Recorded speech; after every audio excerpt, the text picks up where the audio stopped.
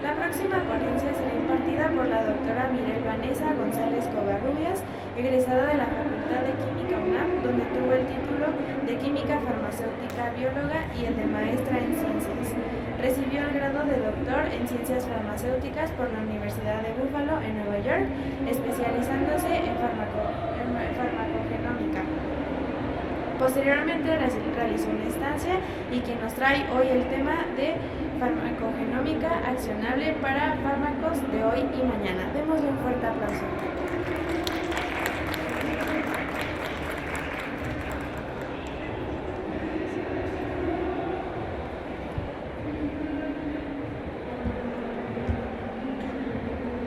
Hola, buenos días.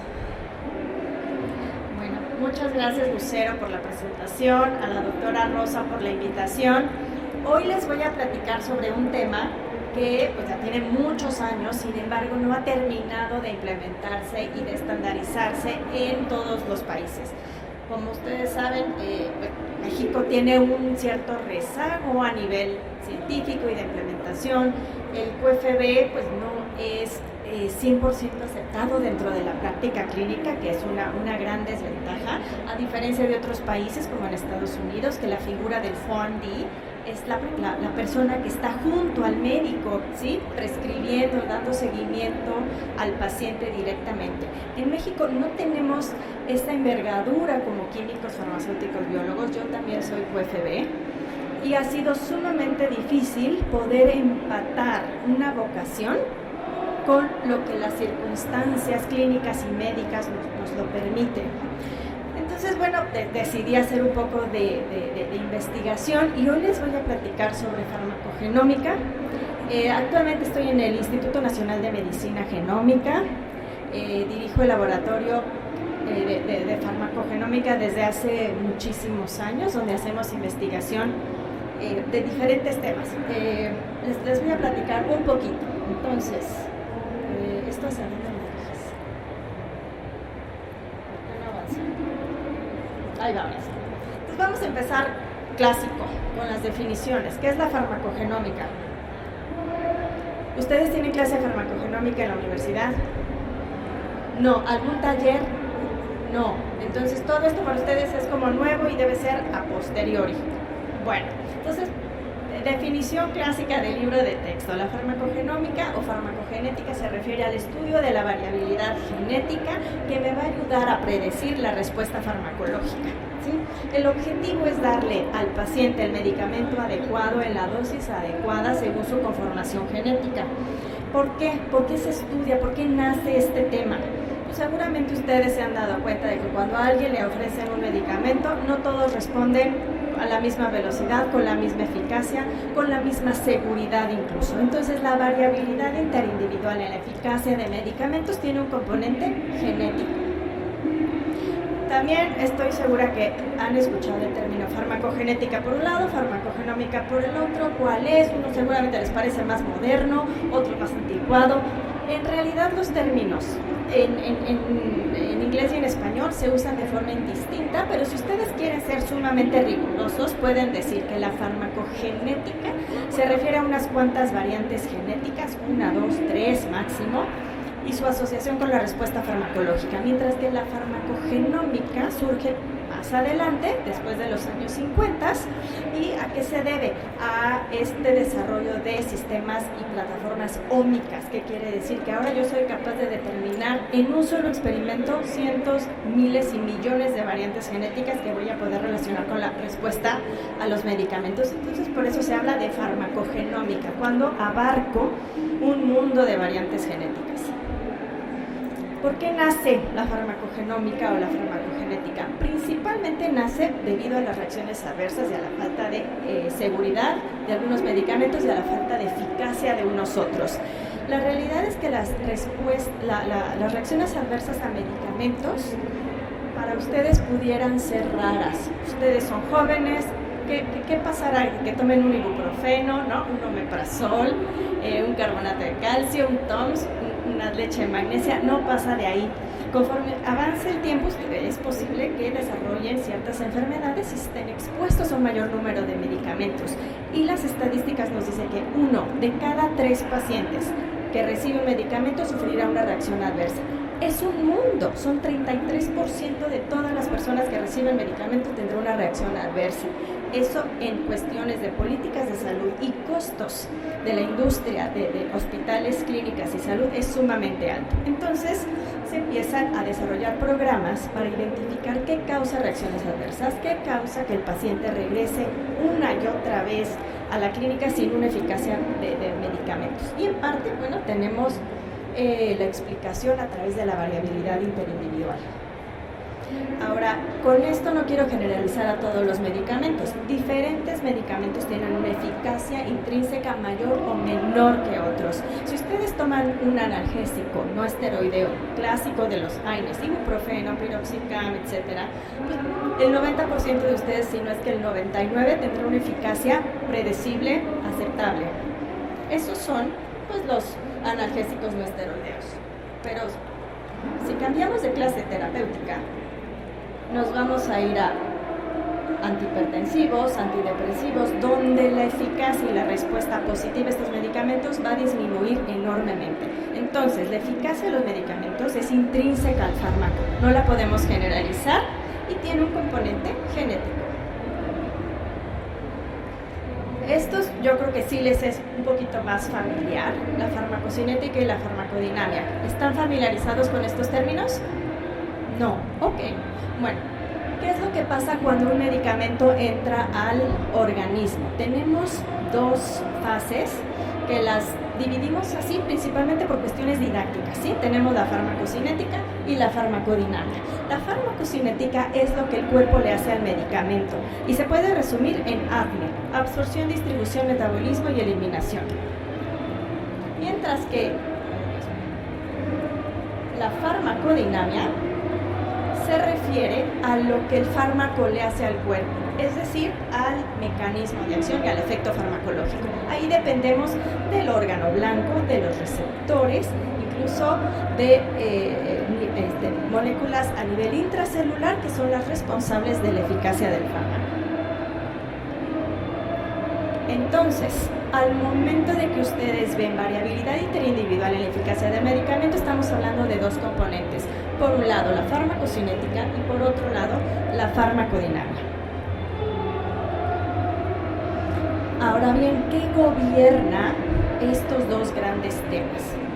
En gran parte, esta variabilidad interindividual que se presenta entre ustedes al recibir un medicamento depende de su DNA, la secuencia de su ADN. No es todo, el ADN no es quien les va a dar la explicación al 100% de la falla medicamentosa o del éxito, pero implica un gran porcentaje para muchos medicamentos.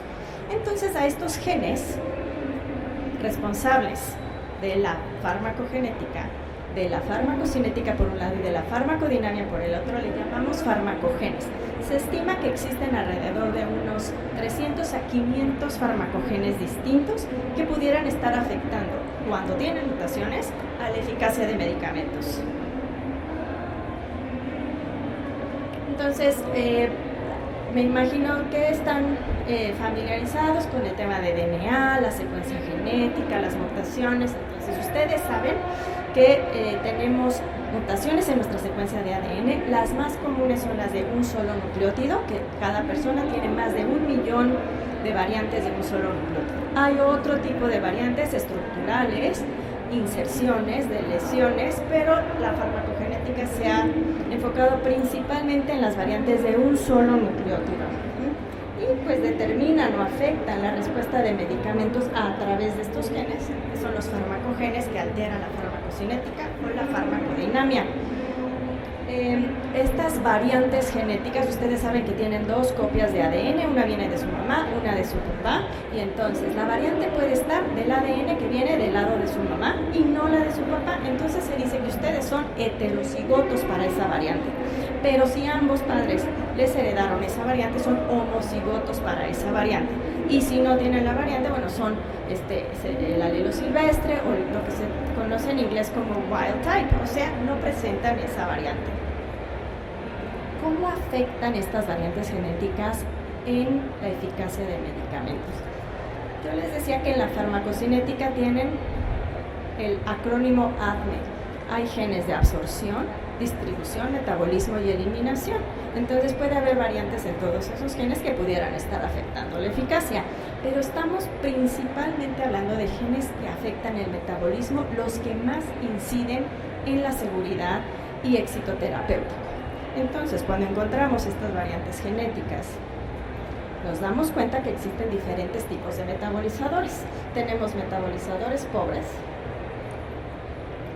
que son aquellos que pueden tener una, dos, tres, varias mutaciones en el gen responsable del metabolismo. Tenemos metabolizadores intermedios normales, los que en teoría no tienen variantes genéticas para los farmacogenes del metabolismo, y podemos tener incluso metabolizadores ultra rápidos. Son individuos que tienen número de copias adicionales en los genes del metabolismo y entonces son capaces de metabolizar el medicamento 2, 3, 4, 10 veces más rápido que la población en general. Ahora, las principales enzimas del metabolismo. Hay cientos de enzimas.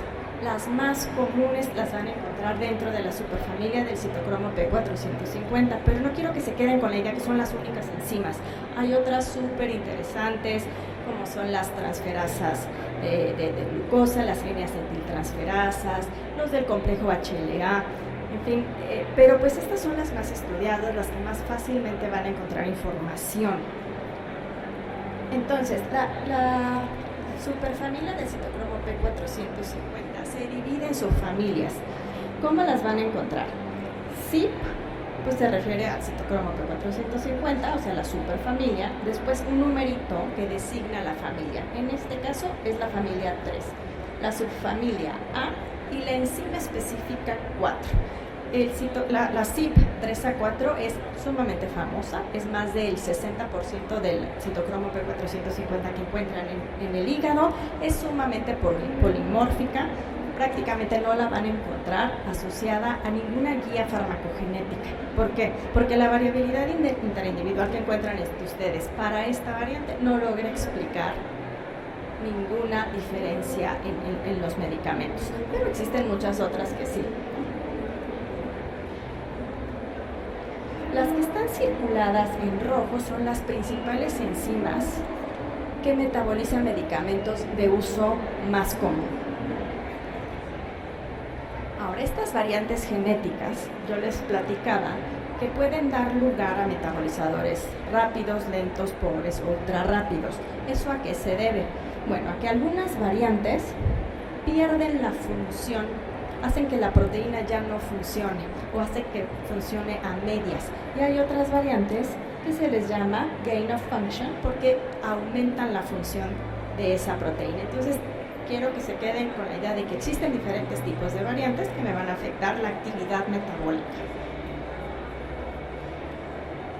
Esto es resumiendo cuántos tipos de metabolizadores puede haber. Ya vimos que puede haber metabolizadores pobres o con una capacidad sumamente disminuida o nula en el metabolismo de los medicamentos, intermedio y normal, que prácticamente se consideran dentro del mismo grupo para cambios en dosificación, y metabolizadores ultra rápidos, que son principalmente para la enzima CYP2D6.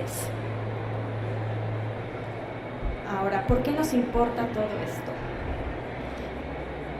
Porque a todos nosotros tenemos al menos una o dos enzimas del metabolismo que no funcionan correctamente. Todos en el mundo, ¿sí?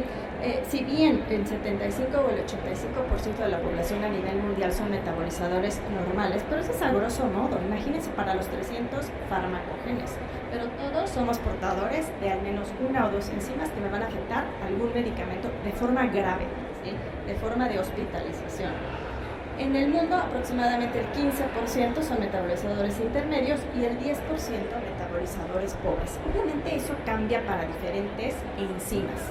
En México, nosotros, por ejemplo, para la enzima CYP2D6, responsable del metabolismo de más del 25% de todos los medicamentos que existen, en México el 5% de la población es metabolizadora pobre.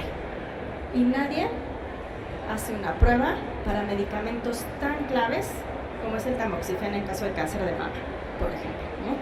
Y aproximadamente el 2 al 7% de metabolizadores son ultra rápidos. Esto es a nivel mundial. el dato anterior era a nivel México, ¿sí? Ahora, ¿cómo nos afecta ser un metabolizador distinto? ¿Ustedes qué creen que nos afecte más? ¿Ser un metabolizador intermedio para CYP3C5 o ser un metabolizador pobre para CYP2D6? ¿O uno normal? Realmente los más afectados son los dos extremos, ¿sí? Tanto los metabolizadores ultra rápidos como los pobres son los que se ven más afectados en la eficacia y seguridad terapéuticas. Ahorita vamos a ver por qué. Vamos a poner un ejemplo, no sé si lo tengo aquí o adelante. Vamos a ver. Si tenemos un metabolizador pobre y tenemos que le administramos un fármaco, el fármaco es activo, la molécula es activa, es la que se administra por vía oral, ¿sí? Si el metabolizador es pobre, este medicamento no se va a eliminar y entonces ustedes van a tener concentraciones plasmáticas sumamente altas y la eficacia puede verse aumentada al mismo tiempo que la toxicidad y reacciones adversas. Pero si ustedes tienen un profármaco que requiere ser activado por esa enzima y es pobre, entonces el profármaco nunca va a ser activado y la eficacia terapéutica va a ser prácticamente inexistente.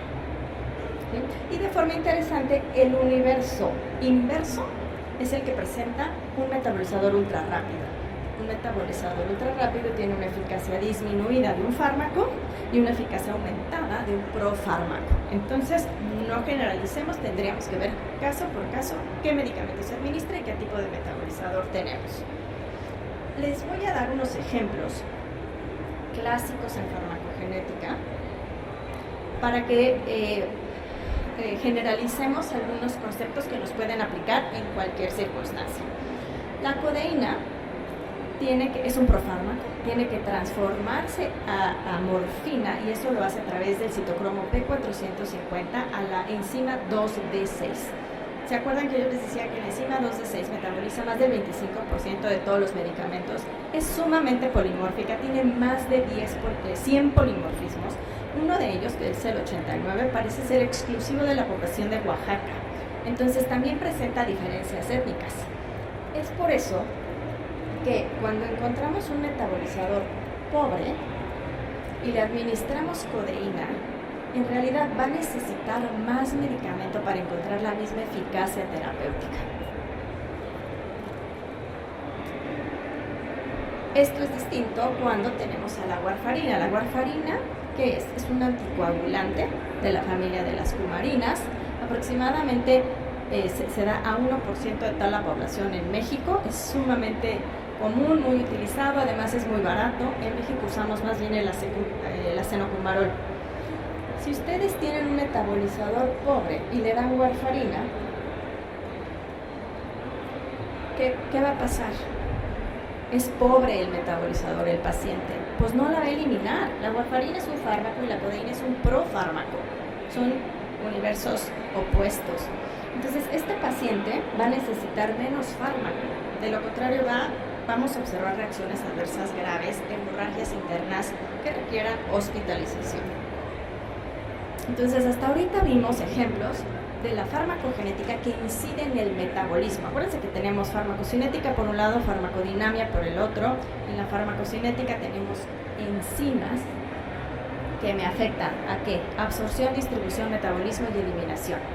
¿Sale? Mientras que en la farmacodinamia tenemos a todos estos genes y proteínas que me están afectando a la eficacia terapéutica. ¿Y a qué me refiero con esto? Al mecanismo de acción, ¿sí?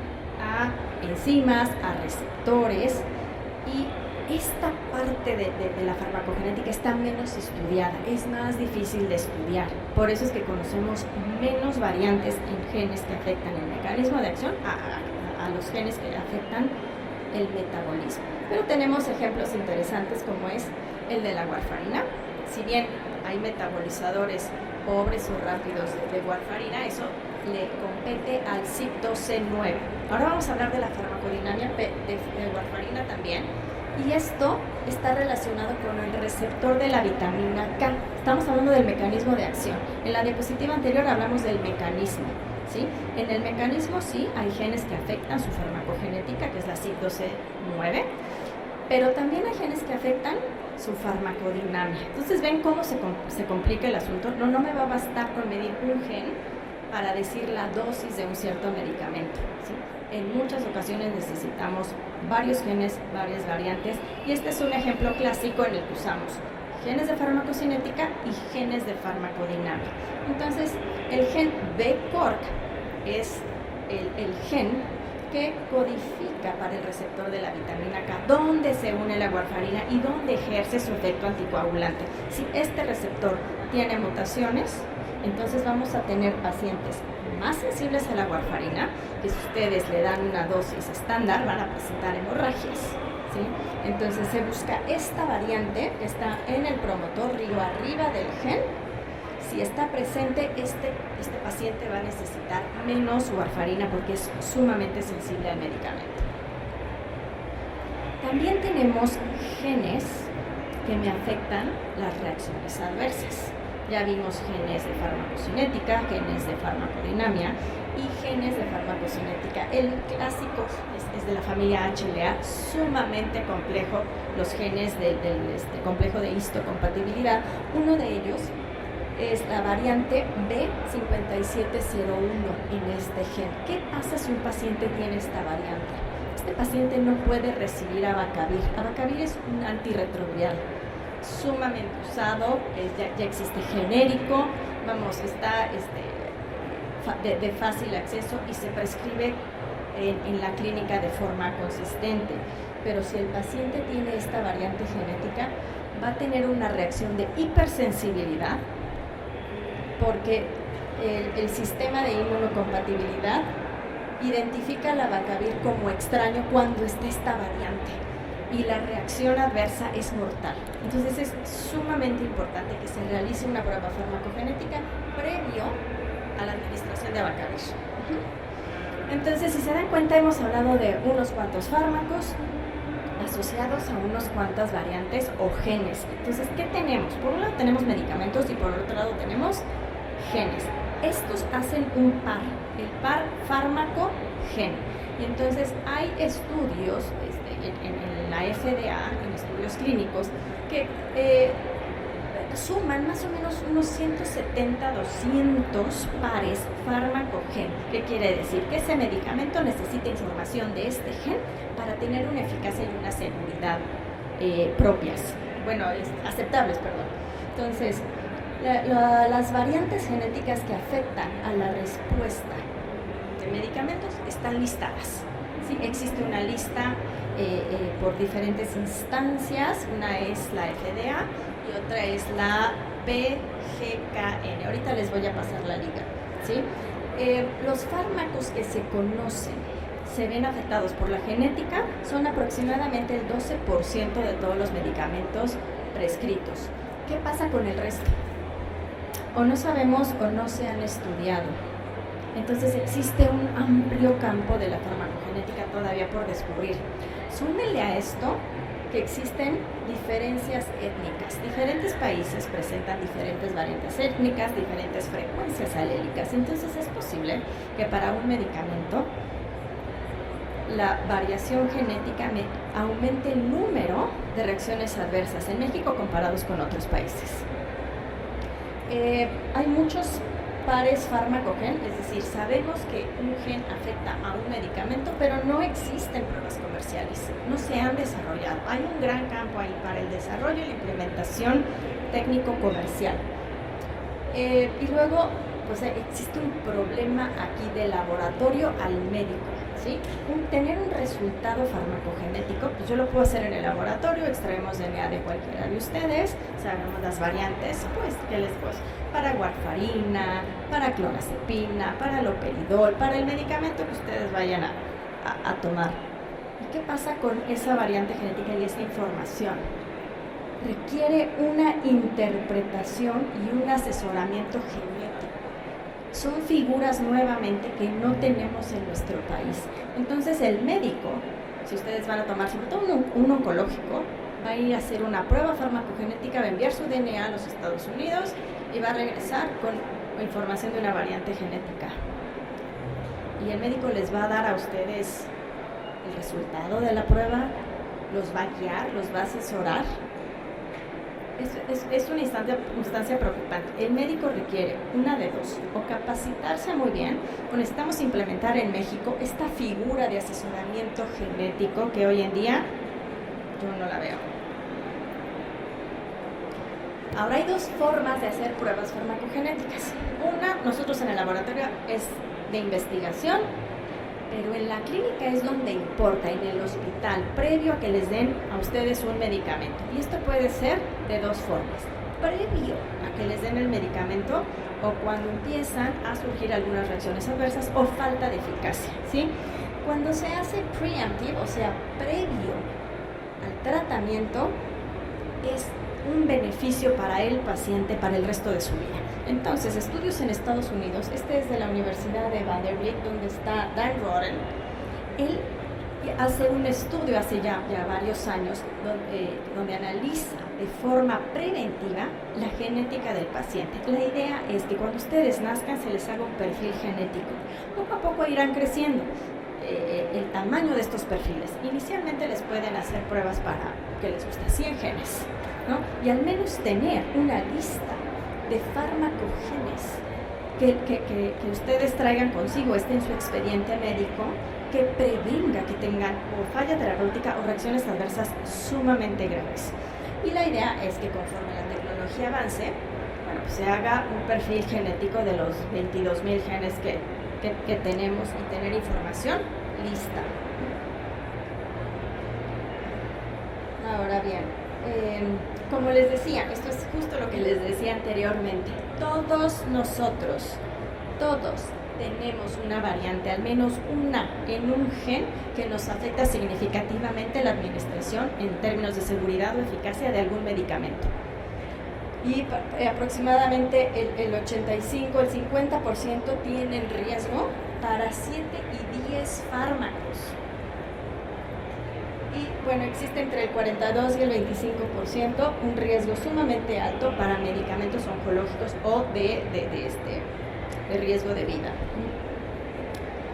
Entonces, esto es justo lo que significa este artículo.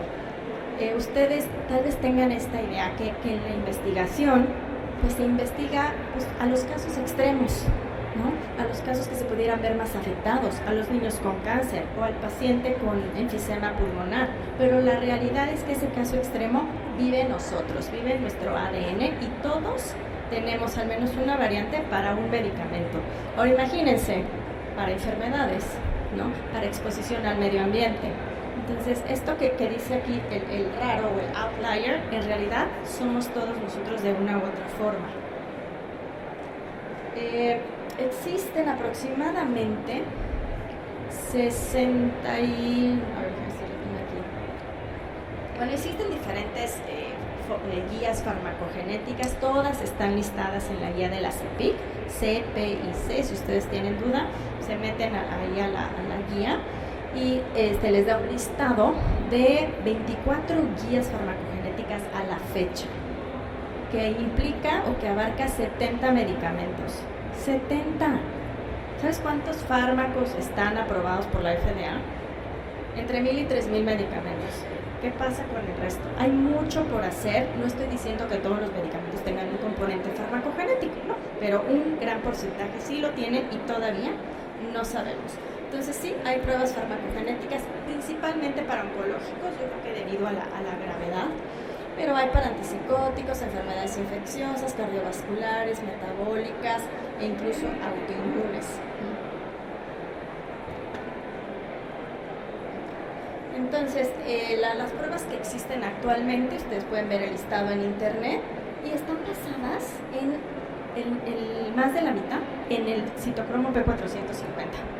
Entonces, es una buena forma de iniciar en estudios de farmacogenética, variantes del citocromo P450, en específico CYP12C9, CYP12C19 y CYP12C6 y algunos HLAs.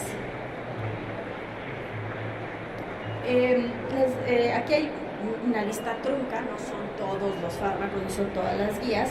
Les decía que hay aproximadamente 24 guías que abarcan más de 70 medicamentos y estos son algunos ejemplos. Traigo más que podemos ver con un poquito más de detalle. aquí está esta es una tabla. Fíjense, esta es la tabla de la FDA. La FDA no me dice qué prueba tengo que hacer. La FDA me da un listado de lo que llamamos pares, fármaco y gen. Pero la FDA se lava las manos y no me indica qué medicamento que necesita una prueba genética y qué variantes genéticas.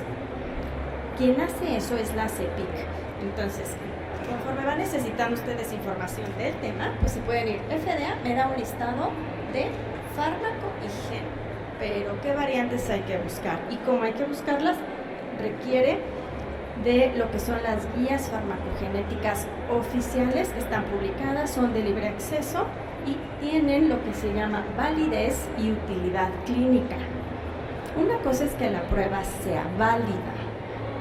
Analíticamente, es decir, ustedes pueden desarrollar dentro de su tesis un protocolo para determinar la variante en ciclo C19, el alelo 3, supongamos. Su protocolo, su técnica es sensible, reproducible, exacto y preciso. Pero eso no quiere decir que sea útil clínicamente.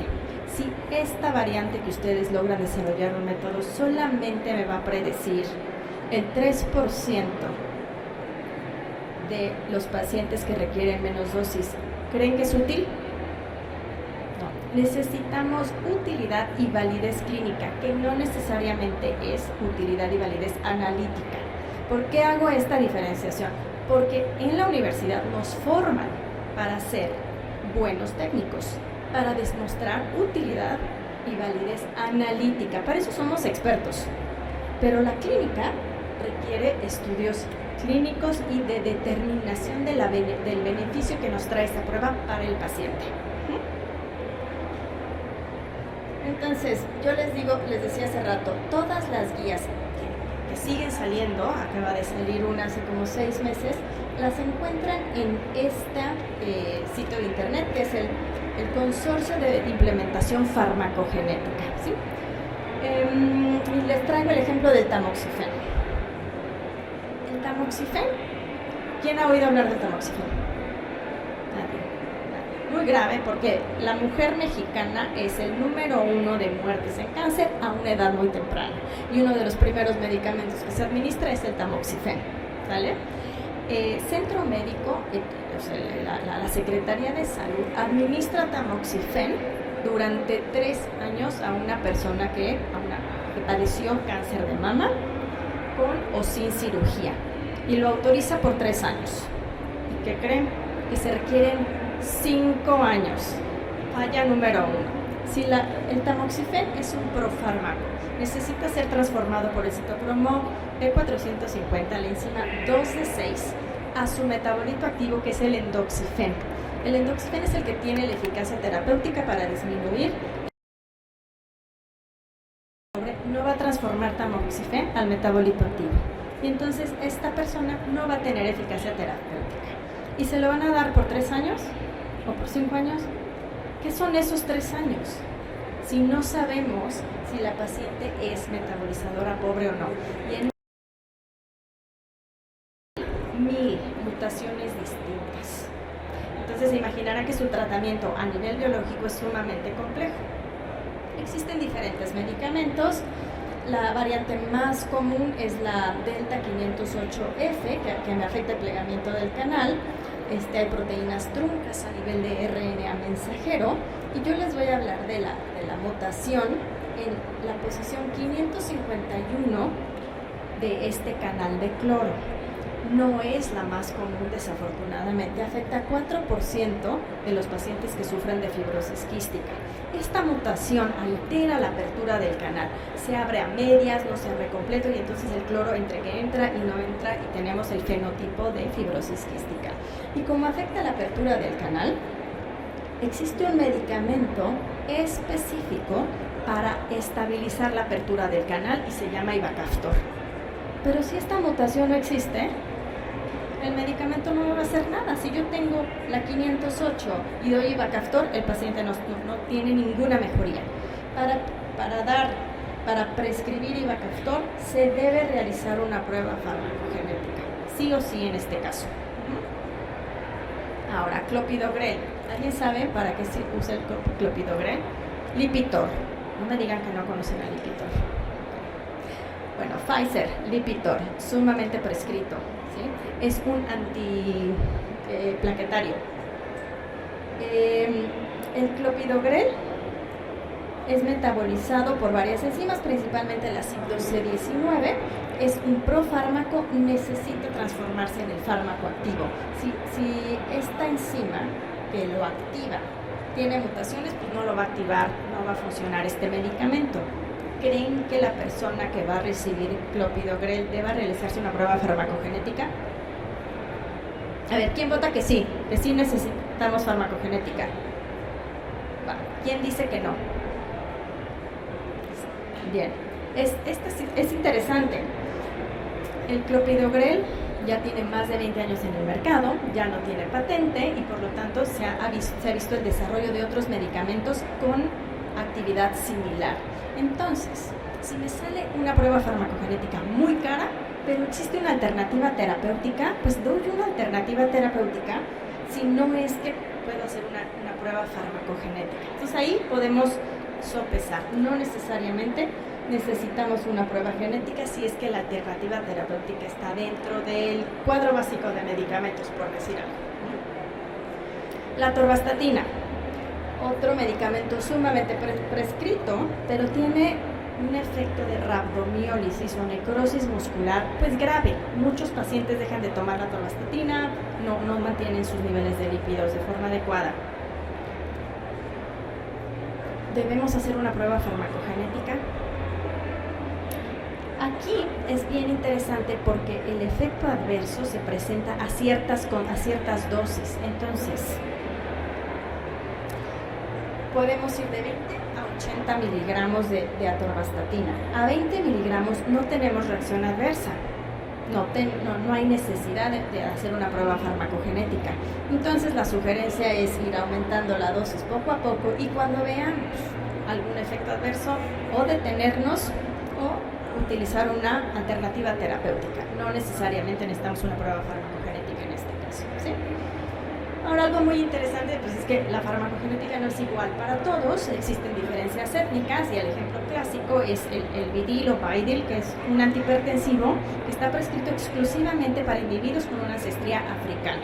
Es una mezcla de dos principios activos que es eficaz en población afroamericana, pero no en poblaciones distintas.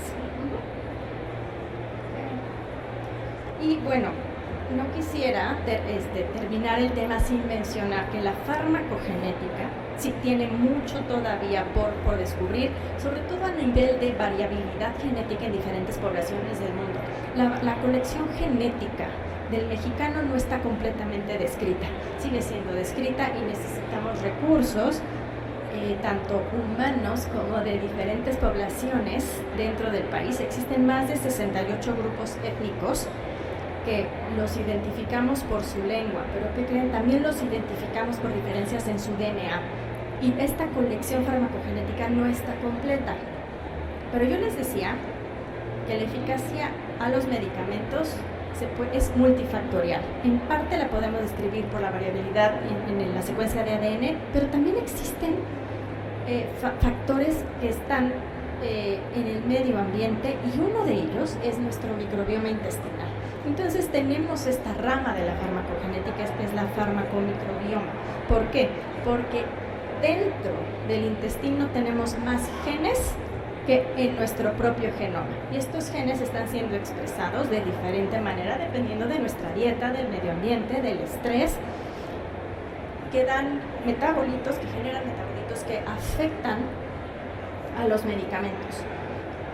Los primeros estudios clave en la relación del microbioma con la eficacia terapéutica pues ya tienen más de 30, 40 años y uno de ellos fue digoxina, en las que Egertella lenta se come a la digoxina, por así decirlo, cuando llega al intestino y entonces el paciente no tiene eficacia terapéutica y no se la logran explicar y buscan metabolitos, buscan enzimas en el hígado humano y no la encuentran. Entonces aquí la responsable de la variabilidad en la eficacia es Egertella lenta. Y no es el único ejemplo.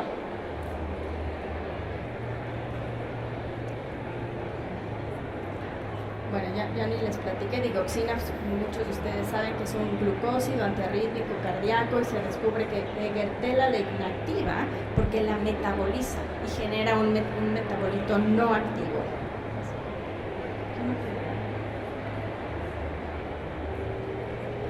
Hay muchísimos otros medicamentos, pero yo creo que les suena mucho metformina, que es sumamente utilizado para la diabetes. La metformina es el clásico medicamento bueno, bonito y barato. Tiene unos efectos maravillosos, incluyendo en cognición, en prevención de demencia y cómo actúa. No sufre metabolismo. Hay una gran variabilidad interindividual, eso sí, a ti no te va a hacer igual de efecto que a ti o que a ti, los niveles de control de la glucosa van a diferir grandemente entre nosotros, pero no se metaboliza, entonces yo no puedo explicar esa variación en la eficacia a través del metabolismo humano. Y recientemente se descubre que esa variabilidad está definida por el microbioma intestinal y hay una bacteria que la acompaña constantemente, Akkermansia mucinophila. Tienen una relación aquí como de matrimonio con la metformina. Si están ambas, se protege al intestino y disminuyen los niveles de glucosa en sangre. Obviamente no es así de simple, pero es sumamente interesante. Entonces, quiero terminar con que la relación entre la eficacia terapéutica y el microbioma es bidireccional, ¿sí? El microbioma afecta la eficacia del medicamento de ambas maneras, generando metabolitos activos o metabolizando el medicamento, puede ser para eliminarlo o para generar productos tóxicos. Para terminar, algunos puntos importantes del tema, pues el efecto de un fármaco es multifactorial. No quiero que se vayan con la idea que solamente es dependiente de su ADN o del microbioma, ¿sí? Existen pruebas farmacogenéticas oficiales, es decir, están a disponibilidad de todos, son públicas y han demostrado validez y utilidad clínica. Y estas las pueden encontrar publicadas por la CEPIC. Y por mi parte es todo. Muchas gracias.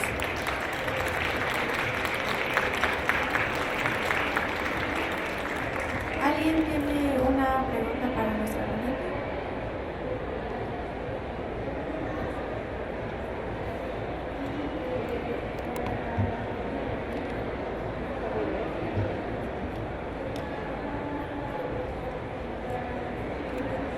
Se le va a dar un reconocimiento por parte de la universidad.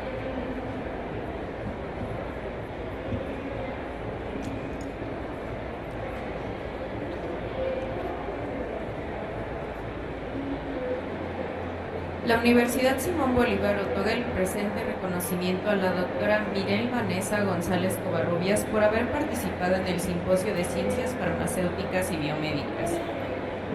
Diseño de fármacos, nuevos paradigmas, con su ponencia farmacogenómica accionable para fármacos de hoy y mañana, en el marco de Medical Expo efectuado en el World Trade Center.